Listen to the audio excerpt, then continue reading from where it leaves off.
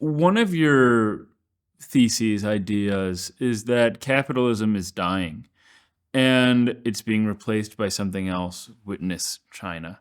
And I wonder then if you see Elon Musk and by extension the increased role of corporations or private wealth in government as symptomatic or emblematic or representative of this dying capitalism's last gasp at trying to double down. Do you see that at Yes, all? I would put it a little bit differently. Let me use it. You notice I use history a lot. I studied history. It's what comes to my mind because of who I am. If you study the history of feudalism, the system dominant in the Western world before capitalism arrives, right?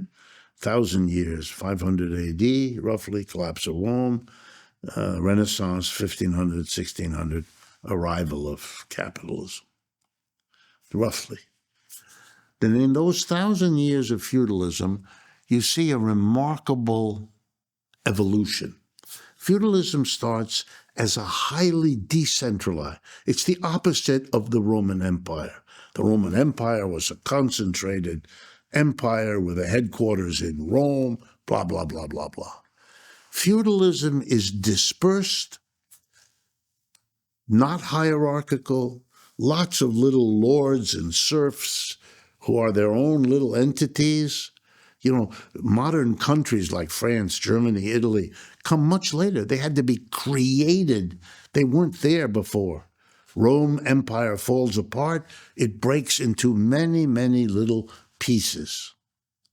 Yet by the end of feudalism, by the 15th, 16th century, what you have are something called absolute monarchies. The opposite of early feudalism, highly concentrated, state-dominated feudal societies. They even had to take one of the feudal lords, who used to be many, and make them get, like competition. They fought each other, they absorbed each other, and eventually one becomes the number one feudal lord who takes the name king. That's what kings are. The biggest, bestest feudal lord. You know, the absolute monarchies, they're the ones that created the Versailles Gardens. If you ever visited Paris, you go to the tourist thing outside of the city in Versailles, spectacular palaces, gardens. These were very rich, highly organized, they produced the great painters, the great chateaus that you visit to this day. Why am I telling you this? I'll quote Marx. Marx wrote, "No system disappears before all the possible forms of it have been tried and utilized as far as they could be. Then we get the next system." Feudalism went through a decentralized, through several steps, to a highly centralized. It went from a purely agricultural to lots of cities in medieval Europe. It handled urbanization. It went from no trade, everything self-sufficient, to lots of trade, right? Capitalism, likewise. It goes from the small capitalist with a dozen workers to the big modern corporation, from a local corporation to a national corporation, to a multinational corporation, to a global corporation. Why am I telling you this? Here's another way capitalism evolved. It started as a thoroughly private enterprise undertaking. Coming out of feudalism, there were a few of these people who set up little businesses, but they had no relationship to the government. That was all feudalism. That was the king. He didn't care about them.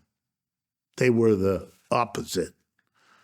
If anything, he went and taxed them. They didn't like it, and so they fought back.